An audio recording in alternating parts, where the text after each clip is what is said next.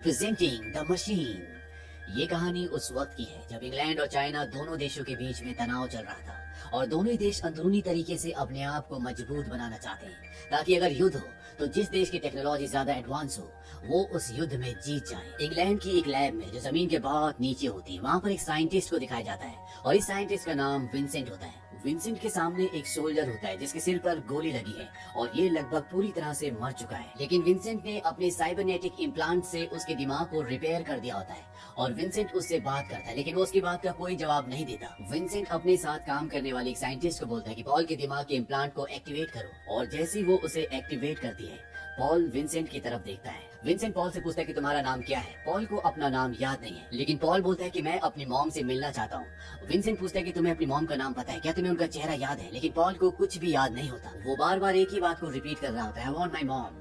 Vincent उसकी इस बात पर ज्यादा ध्यान नहीं देता और जब विंसेंट अपने साथी साइंटिस्ट के साथ बात कर रहा होता है पॉल उसे पीछे से आके पकड़ लेता है। विंसेंट पॉल को बैठने के लिए कहता है, लेकिन पॉल विंसेंट के ऊपर हमला करके उसे जख्मी कर देता है और साथ ही जो यहाँ पर फीमेल साइंटिस्ट होती है पॉल उसे मार देता है। तभी यहाँ पर एक सोल्जर आता है, लेकिन पॉल उसकी गन छीनकर उसे भी मार देता है। इसके बाद वो विंसेंट को भी मारने वाला होता है, पर इससे पहले कि वो विंसेंट को गोली मारता है यहाँ पर एक और सोल्जर आता है और वो पॉल के सिर पर गोली मार देता है। इससे उसकी मृत्यु हो जाती है और विंसेंट की इस तरह से जान बच जाती है। अब इस घटना के बहुत दिन बाद जब विंसेंट पूरी तरह से रिकवर हो जाता है तो बहुत सारे रिसर्चर्स के पास जाता है और वो उनका काम देखता है। यहाँ पर एक लड़की होती है जिसका नाम एवा होता है और वो यहाँ पर अपने आर्टिफिशियल इंटेलिजेंस जो उसने हाल ही में बनाया होता है उसको इंट्रोड्यूस करती है और जब विंसेंट उसके आर्टिफिशियल इंटेलिजेंस से बात करता है तो उसका बनाया गया आर्टिफिशियल इंटेलिजेंस कंप्यूटर उसे ठीक उसी तरह जवाब देता है जिस तरह से इंसान देते हैं। विंसेंट उसे बोलता है कि तुमने बहुत अच्छा काम किया, तुमने इसे बहुत अच्छा सिखाया। एवा कहती है कि मैंने इसे सिखाया नहीं बल्कि इसने खुद सीख लिया, हम रोज बहुत सारी बातें करते हैं और इस तरह से कंप्यूटर खुद ही सीख लेता है। ये सुनने के बाद विंसेंट कहता है कि हम 10 मिनट का ब्रेक लेंगे और यहाँ पर बाकी जितने भी लोग होते हैं वो सब के सब बाहर चले जाते हैं और तब वो एवा से कहता है कि तुम अपने 5 साल यहाँ पर और बर्बाद मत करो, तुम्हारा काम बहुत अच्छा है, तुम बहुत सही ट्रैक पर हो और तुम्हारे काम के लिए जितनी भी फंडिंग की जरूरत होगी वो मैं तुम्हें गवर्नमेंट से दिलाऊंगा। एवा समझ जाती है कि विंसेंट गवर्नमेंट के लिए काम करता है। वो उससे पूछती है क्या तुम गवर्नमेंट के लिए वेपन्स बनाते हो। विंसेंट कहता है कि नहीं, मैं उनके लिए इंटेलिजेंस मशीन्स बनाता हूँ और इसी तरह की एक मशीन मैंने भी बनाई थी। विंसेंट ने भी एक मशीन बनाई थी, लेकिन वो कम्युनिकेट करने में इतनी सक्षम नहीं थी जितनी की एवा की मशीन होती है और अब एवा इस बात के लिए अग्री कर जाती है कि वो विंसेंट के साथ काम करेगी। इसीलिए अगले दिन वो उस जगह पर जाती है जहाँ पर विंसेंट की लैब है और जब वो लैब के बाहर अपनी गाड़ी रोकती है तभी उसकी गाड़ी में एक औरत आती है और वो कहती है कि मेरा बेटा अंदर है, ये मुझे मेरे बेटे से मिलने नहीं देते। दरअसल ये पॉल की मॉम होती है। पॉल वो सोल्जर होता है जिसके ऊपर विंसेंट ने कभी एक्सपेरिमेंट किया था और जिसने विंसेंट को जख्मी किया था और उसके साथी को मार दिया था।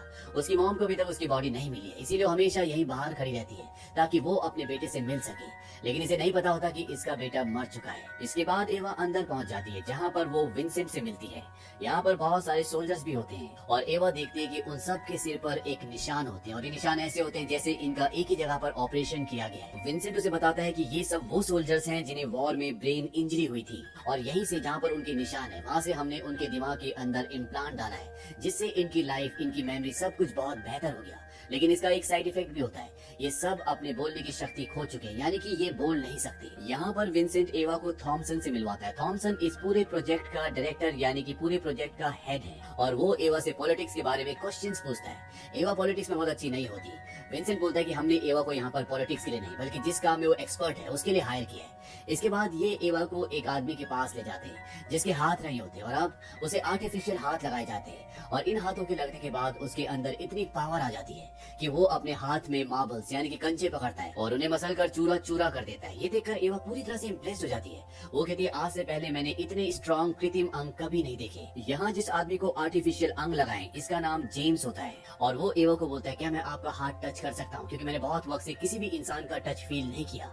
हालांकि विंसेंट नहीं चाहता, वो कहता है कि तुम्हें अभी अपने हाथों पर कंट्रोल नहीं है, लेकिन एवा कहती है कोई बात नहीं, वो कंट्रोल कर लेगा। और इसके बाद एवा अपना हाथ जेम्स के हाथ पर रखती है और तभी जेम्स उसे घुमाता हुआ थॉमसन से और विंसेंट से दूर ले जाता है और उसे कहता है कि मुझे तुम्हारी मदद की जरूरत है, मैं तुम्हें एरिया 6 में मिलूंगा। अब यहाँ पर थॉमसन एवा को बताता है कि मशीनों की जो हम फौज बना रहे हैं वो हूबहू इंसानों की तरह दिखेगी, वो चाइनीज की तरह दिखेगी, वो पाकिस्तानीज की तरह दिखेगी और जिनसे भी हम लड़ रहे हैं न सिर्फ वो उनकी तरह दिखेंगे बल्कि वो उन्हीं की भाषा बोलेंगे भी और ये मशीन्स वॉर में नेगोशिएशन करेंगी, पीस लाएंगी, युद्ध करेंगी, क्योंकि दुश्मनों को मारने के लिए पहले हमारे पास बहुत सारी मशीन्स अवेलेबल हैं और ये मशीन्स, ये रोबोट्स उनसे बिल्कुल अलग होंगे जो युद्ध के दौरान आम लोगों को बचाएंगे भी, और इसमें हमारे ह्यूमन ऑफिसर्स को अपनी जान भी खतरे में डालने की कोई जरूरत नहीं होगी, क्योंकि ये मशीन्स अपना काम खुद ब खुद कर देंगी। इसके बाद थॉमसन वहाँ से चला जाता है और विंसेंट एवा को अपने साथ ले जाता है। वो उसके दिमाग में सेंसर्स लगाता है और उससे बहुत सारे सवाल पूछता है। दरअसल वो उसकी यादों का डेटा इकट्ठा कर रहा होता है। विंसेंट एवा से पूछता है कि तुम्हें कौन सी चीज करने से खुशी मिलती है। वो कहती है जब मैं कोई प्रॉब्लम को सॉल्व करती हूँ, मैथमेटिक्स से और साथ ही साथ डांस करने से भी। वो पूछते हैं कौन सी चीज तुम्हें डराती है। वो कहती है मकड़ियाँ, क्लाउन्स और कैंसर। इसके बाद वो उससे और भी कई सवाल पूछता है और वो हर एक सवाल का उसे जवाब देती है। अब जब इनके सवाल जवाब खत्म हो जाते हैं तो एवा विंसेंट से पूछती है कि एरिया 6 में क्या होता है। विंसेंट उसे बताता है कि जो भी सोल्जर्स जख्मी हो जाते हैं या जिनका ब्रेन डैमेज हो जाता है, हम उनकी मदद करते हैं, हम उन्हें रिपेयर करते हैं, उन्हें जिंदा रखते हैं। एवा कहती है कि अगर तुम उनकी मदद करते हो तो ये सब यहाँ पर कैदियों की तरह क्यों रहते हैं। विंसेंट कहता है कि इस बारे में मुझे कुछ नहीं पता, लेकिन एवा को शक है क्योंकि जेम्स ने उसे कहा था कि उसे एरिया 6 में आकर मिले, उसे मदद की जरूरत है। और वहाँ पर एवा जाती है, लेकिन वहाँ पर सोल्जर्स आ जाते हैं, इसीलिए एवा को वापस आना पड़ता है। अगले दिन विंसेंट एवा के चेहरे को स्कैन करता है क्योंकि जो मशीन बना रहे हैं, जो रोबोट बना रहे हैं, विंसेंट उस मशीन को हूबहू एवा की शक्ल देना चाहता है। हालांकि एवा ऐसा नहीं चाहती। स्कैन करने के बाद विंसेंट एवा को बोलता है कि कभी भी नीचे मत जाना, यहाँ पर बहुत सारे सीक्रेट्स हैं और मैं नहीं चाहता कि तुम्हारी जान को खतरा हो। एवा बोलती है कि यहाँ पर चल क्या रहा है। इस बात से विंसेंट को गुस्सा आता है। वो बोलता है कि तुम्हें अपने काम से काम रखना चाहिए। लेकिन अगले दिन विंसेंट उससे माफी मांगता है। वो कहता है मैं सिर्फ तुम्हारी केयर कर रहा था, मुझे तुम्हारी चिंता है। यहाँ पर इन्होंने मशीन का दिमाग बना लिया होता है और तभी मशीन विंसेंट को बोलती है कि एवा तुमसे अभी भी नाराज है। यानी कि वो विंसेंट की और एवा की फीलिंग्स को, बातों को समझ सकती है और उसे समझकर वो उन्हें रिप्लाई करती है। वहीं दूसरी तरफ थॉमसन रिकॉर्डेड फुटेज में देख लेता है कि एवा कंप्यूटर से एरिया 6 की फाइल को कॉपी करने की कोशिश कर रही होती है।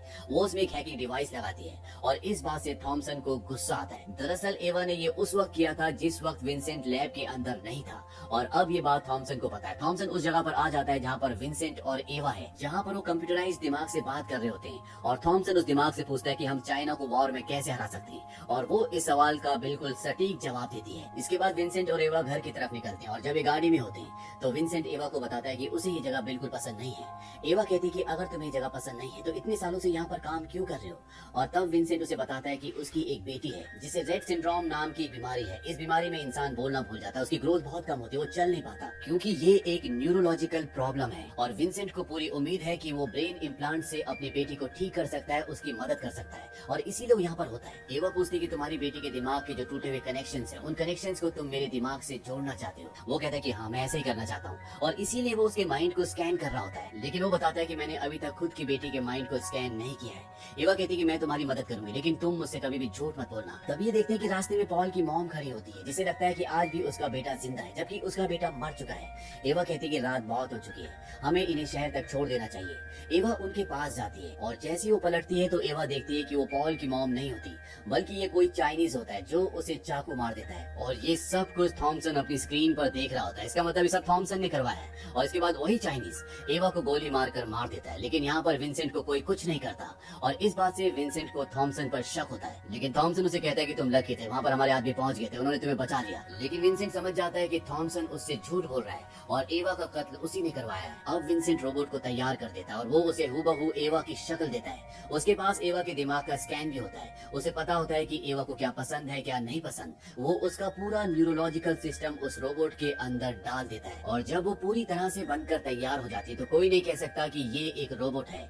ये बहुत ही सॉफ्ट नेचर की होती है, इसके अंदर वायलेंस बिल्कुल भी नहीं होता। लेकिन थॉमसन ऐसा नहीं चाहता, इसीलिए उसे डराने के लिए उसके मुंह के अंदर मकड़ी डालने की कोशिश करता है जिससे ये रोबोट बहुत डर जाती है। लेकिन विंसेंट कहता है कि इसे बंद करो और वो उस मकड़ी को वहाँ से हटा देते हैं। लेकिन इसके बाद थॉमसन उसके पास एक क्लाउन को भेजता है जिससे वो रोबोट बहुत डर जाती है और वो उस पर हमला करती है जिससे उस आदमी की मौत हो जाती है। थॉमसन वहाँ से निकल जाता है। वो कहता है कि काम हो गया। दरअसल थॉमसन यही देखना चाहता था कि ये मशीन किसी को मार सकती है कि नहीं। विंसेंट रोबोट से कहता है कि तुमने क्या किया। वो कहती है क्लाउन था, लेकिन विंसेंट उसके चेहरे का नकाब हटाता है। रोबोट कहती है कि मुझे नहीं पता था कि इंसान और क्लाउन एक ही होते हैं। वो कहती है तुम इसे ठीक कर दो। विंसेंट कहता है कि ये मर चुका है, अब ये ठीक नहीं हो सकता। इस बात से रोबोट को बहुत दुख होता है, बहुत उदास हो जाती है। विंसेंट कहता है कि आज के बाद कभी भी किसी को मत मारना। इसके बाद विंसेंट जेम्स के पास जाता है। जेम्स वही आदमी है जिसके नकली हाथ लगाए थे और अब वो बोल भी नहीं सकता क्योंकि उसके दिमाग में इम्प्लांट फिक्स कर दिया गया है और जिसके दिमाग में भी इम्प्लांट लगाया जाता है वो बोलना भूल जाता है। विंसेंट कहते हैं कि तुम चिंता मत करो, मैं इस पर काम कर रहा हूँ और मैं तुम्हें किसी भी तरह से यहाँ से बाहर निकालूंगा। वहीं दूसरी तरफ ये दिखाया जाता है कि रोबोट ने जब से उस आदमी को मारा होता है वो किसी से कुछ बात नहीं करती, वो बिल्कुल पॉज हो गई होती है क्योंकि वो उदास होती है। इसीलिए थॉमसन उसके पास अपनी एक सोल्जर भेजता है जिसका नाम सूरी होता है और इसके दिमाग में भी इम्प्लांट लगा हुआ है और जब वो उसे हाथ लगाती है तो रोबोट उसका हाथ पकड़ लेती है और इसके बाद ऐसा लगता है कि रोबोट उससे बात कर रही है, जैसे वो उसे कुछ समझा रही हो। इसके बाद वो सोल्जर जिसका नाम सूर्य है वहाँ से निकल जाती है और अब जब विंसेंट वापस आता है तो उसे बताया जाता है कि रोबोट अपनी लैब से बाहर निकल गई है और ये खतरनाक हो सकती है। वो विंसेंट को वहाँ पर जाने से रोकते हैं, लेकिन विंसेंट वहाँ पर जाता है और वो देखता है कि वो रोबोट वहाँ पर डांस कर रही होती है और जब वो विंसेंट को देखती है तो उसे गले लगा लेती है। विंसेंट वहाँ से चला जाता है। रोबोट उसके पास आती है। विंसेंट उससे पूछता है कि तुमने मुझे गले क्यों लगाया। वो रोबोट उसे बताती है कि तुम्हारे वॉलेट में मैंने तुम्हारी बेटी की तस्वीर देखी थी। मैं जानती हूँ कि वो बीमार है और इसीलिए तुम उदास हो। ये सुनकर विंसेंट की आंखों में आंसू आ जाते हैं। विंसेंट कहता है कि मैं जानता हूँ तुम किसी इंसान की नकल हो, तुम जिंदा नहीं हो। इस बात पर रोबोट बोलती है कि तुम कैसे कह सकते हो कि थॉमसन जिंदा है या तुम्हारी बेटी जिंदा है। विंसेंट कहता है कि वो इंसान है। रोबोट कहती है कि तुम सिर्फ उनकी बॉडी देख सकते हो, उनके विचारों को नहीं देख सकते, ठीक उसी तरह जिस तरह तुम मेरे अंदर की फीलिंग्स को, मेरे विचारों को नहीं देख सकते। तभी यहाँ पर कमांडोज आ जाते हैं। विंसेंट उन्हें बोलता है कि सब ठीक है, ये मेरे साथ है और इसके बाद कमांडो वहाँ से चले जाते हैं। और अगले दिन ये दिखाया जाता है कि थॉमसन रोबोट को एक आदमी के पास लेकर आता है और ये आदमी वही चाइनीज होता है जिसने एवा को मारा होता है। थॉमसन उस रोबोट को बोलता है कि इसे मार दो, लेकिन वो मना कर देती है। वो कहती है कि विंसेंट ने मुझे किसी को भी मारने से मना किया है। थॉमसन कहता है कि अगर तुमने इसे नहीं मारा तो ये यहाँ से जाकर सीधा विंसेंट को मार देगा। इस बात से रोबोट डर जाती है, घबरा जाती है। वो कहती है मैं जोर से चिल्लाऊंगी, इसे डांटूंगी, ये ऐसा नहीं करेगा। थॉमसन कहता है तुम इसे नहीं रोक सकती जब तक तुम इसे मारोगी नहीं। और इसके बाद थॉमसन उस आदमी के हाथ खुलवाकर उसके आगे एक चाकू फेंक कर अपने आदमियों के साथ वहाँ से निकल जाता है। और अब ये चाइनीज आदमी रोबोट के ऊपर हमला करता है, लेकिन रोबोट उसका हाथ तोड़ देती है। थॉमसन कहता है कि इसे मार दो। रोबोट कहती है कि इसे मारने की जरूरत नहीं है, मैंने इसका हाथ तोड़ दिया है, अब ये किसी को भी मार नहीं सकता। इस बात से थॉमसन को बहुत हैरानी होती है। वो समझ जाता है कि ये बहुत समझदार है, लेकिन वो चाहता है कि वो उसका कहना माने, जो भी थॉमसन कहे वही रोबोट करे, लेकिन वो उसकी बात मानने के लिए तैयार नहीं होती। और जब विंसेंट यहाँ पर आता है तो वो देखता है कि रोबोट एक टेबल के नीचे छुपी हुई होती है। वो उससे पूछता है क्या हुआ। वो उसे बताती है कि मुझे यहाँ पर बिल्कुल भी अच्छा नहीं लगता। विंसेंट पूछता है कि रात को क्या हुआ था। वो उसे कुछ बताना नहीं चाहती। विंसेंट भी उसी के साथ उस टेबल के नीचे बैठ जाता है और वो उसे कुछ फोटोज दिखाता है जो बाहर की दुनिया की होती है। रोबोट कहती है कि असली सनसेट में कब देखूंगी। इसका वो कोई जवाब नहीं देता और वो उससे पूछता है कि मुझे बताओ कल रात को क्या हुआ। वो कहती है कि मैंने एक आदमी को मारा, क्योंकि अगर मैं उसे नहीं मारती तो वो मुझे मार देता। दरअसल ये थॉमसन की चाल होती है जिसमें वो उस रोबोट को फंसा लेता है और उससे उस चाइनीज आदमी का कत्ल हो जाता है। रोबोट कहती है कि मैं मरना नहीं चाहती, मैं जिंदा रहना चाहती हूँ। यहाँ पर जो थॉमसन होता है वो रोबोट को पूरी तरह से अपने कंट्रोल में लेना चाहता है और इसीलिए वो चाहता है कि विंसेंट उसके अंदर कुछ चेंजेस करे।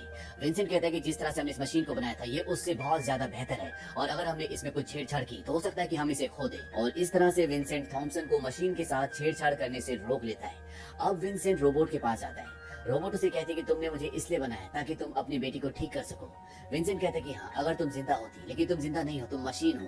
दरअसल उसका मतलब ये होता है कि अगर एवा जिंदा होती तो ऐसा हो सकता था। रोबोट कहती है कि मैं जिंदा हूँ, मैं मशीन नहीं हूँ। अगर तुम मुझे कहते हो कि मुझ पर भरोसा करो तो मैं जिंदगी भर तुम पर भरोसा करूंगी। दरअसल यहाँ पर जो रोबोट होती है उसके अंदर फीलिंग्स होती है और इन्हीं फीलिंग्स के चलते उसे विंसेंट से प्यार हो जाता है। अब विंसेंट को कॉल आता है और उसे बताया जाता है कि हॉस्पिटल में उसकी बेटी की तबीयत बहुत ज्यादा खराब हो गई है। वो हॉस्पिटल जाता है और वो उसके ब्रेन का पूरा स्कैन कर लेता है। अब यहाँ पर विंसेंट की बेटी का ऑपरेशन किया जाता है, लेकिन ऑपरेशन कामयाब नहीं हो पाता और विंसेंट की बेटी की मृत्यु हो जाती है। इस बात से विंसेंट बहुत परेशान हो जाता है। वो वापस लैब में आता है और कंप्यूटर में ये जानने की कोशिश करता है कि कैसे वो अपनी बेटी के ब्रेन को जो उसने स्कैन किया है वो किसी मशीन में डाल सकता है ताकि उसकी बेटी वापस उसे मिल जाए, लेकिन उसे कोई भी रास्ता नहीं दिखता। तभी वहाँ पर रोबोट आती है और वो उससे पूछता है कि जब तुम मुझे देखती हो तब तुम क्या फील करती हो।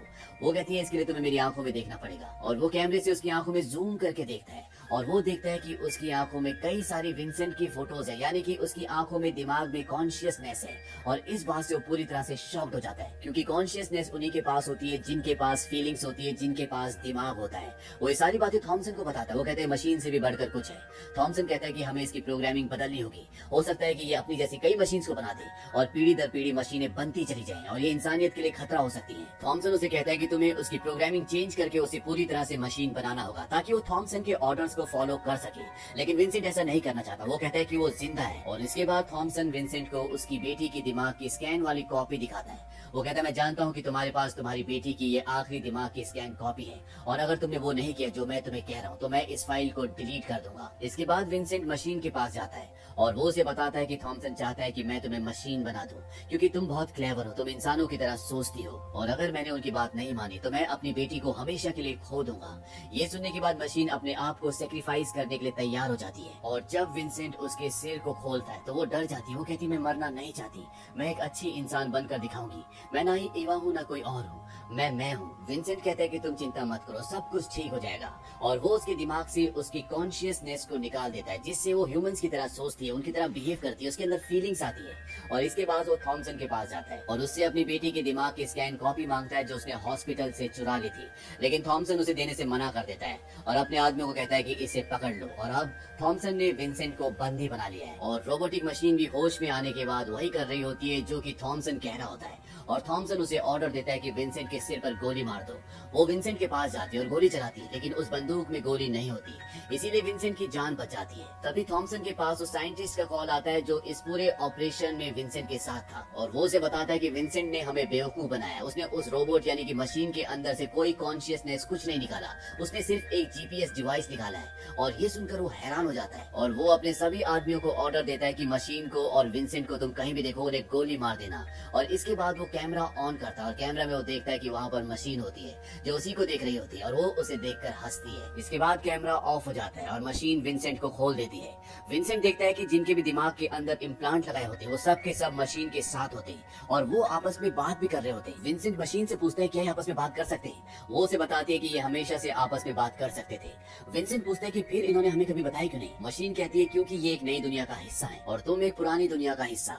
आपको याद होगा एक बार मशीन के पास एक फीमेल सोल्जर आती है और मशीन उससे बातें करती है। दरअसल वो उसे यही कहती है कि हम सब यहाँ से निकल जाएंगे, बस हमें एक साथ मिलकर काम करना होगा। और इसीलिए यहाँ पर जितने भी साइबॉक्स यानी कि जितने भी सोल्जर्स होते हैं जिनके इम्प्लांट लगे हुए हैं वो सब के सब अब मशीन के साथ रोबोट के साथ हैं और वो यहाँ पर जो दूसरे सिपाही हैं उन पर हमला कर देते हैं। और अब विंसेंट अपनी बेटी के दिमाग के स्कैन को लेने जाना चाहता है, लेकिन मशीन उसे कहती है कि तुम वहाँ मत जाओ, तुम मारे जाओगे, मैं तुम्हारी बेटी के दिमाग के स्कैन को ले आती हूँ और तुम क्वांटम कंप्यूटर को पूरी तरह से तबाह कर दो ताकि आज के बाद ये उसकी जैसे रोबोट्स को मशीन को ना बना सके और ना ही उसे कंट्रोल कर सके। यहाँ से विंसेंट उस जगह जाता है जहाँ उसे क्वांटम कंप्यूटर नष्ट करना है, लेकिन वहाँ पर उसे एक दूसरा साइंटिस्ट रोकने की कोशिश करता है। लेकिन तभी वहाँ पर वही आदमी आ जाता है जिसके नकली हाथ लगाए गए थे और जिसके हाथों में बहुत पावर है। वो उस साइंटिस्ट को मार देता है और विंसेंट क्वांटम कंप्यूटर को पूरी तरह से नष्ट कर देता है। वहीं दूसरी तरफ थॉमसन को दिखाया जाता है, वो कंप्यूटर से उन सारे सिपाहियों को डीएक्टिवेट कर रहा होता है जिनके दिमाग में इम्प्लांट लगे हुए हैं और वो 60% सिपाहियों को डीएक्टिवेट कर लेता है। लेकिन तभी वहीं पर एक साइबोर्ग जिसके खुद के दिमाग में इम्प्लांट लगा हुआ है और वो थॉमसन की सबसे खास होती है जिसका नाम सूरी होता है और वो दिमाग से उसके कंप्यूटर का एक्सेस अपने पास ले लेती है, जिससे थॉमसन बचे हुए सिपाहियों के दिमाग में लगे हुए इम्प्लांट को डीएक्टिवेट नहीं कर पाता। और थॉमसन समझ जाता है कि सूरी ने एक्सेस अपने पास ले लिया है। वो उसके पीछे जाता है और उसे गोली मार देता है और तभी वहाँ पर मशीन यानी कि रोबोट आ जाती है। थॉमसन उस पर कई गोलियां चलाता है लेकिन उस पर गोलियों का कोई भी असर नहीं होता और जब उसकी गोलियां खत्म हो जाती है तो थॉमसन बोलता है कि मैं तुम्हें ऑर्डर देता हूँ कि तुम मुझे नहीं मारोगी, लेकिन वो उसका ऑर्डर नहीं मानती क्योंकि वो उसके कंट्रोल में नहीं है। और जब थॉमसन ये देखता है तो वो गिड़गिड़ाना शुरू कर देता है। वो कहता है मेरी जान बख्श दो। मशीन कहती है कि ठीक है मैं तुम्हें नहीं मारूंगी, लेकिन तुम्हारे साथ वही करूंगी जो तुम मेरे साथ करने वाले थे। वो उसके दिमाग में अपनी उंगलियां लगाती है और जोरदार प्रेशर देती है जिससे उसकी पूरी बॉडी लेबोटोमाइज हो जाती है, यानी कि अब वो एक जिंदा लाश है। वो देख सकता है, सुन सकता है, लेकिन ना वो अपने शरीर के किसी हिस्से को हिला सकता है, ना किसी से बात कर सकता है। और तभी यहाँ पर विंसेंट आ जाता है। वो कहता है मेरी बेटी के दिमाग का स्कैन कहाँ है। वो कहती है मैं इसे अपने दिमाग में सेव करके रख सकती हूँ, अगर तुम मुझ पर भरोसा करो तो। मैं जानती हूँ कि तुम मुझ पर भरोसा नहीं करते।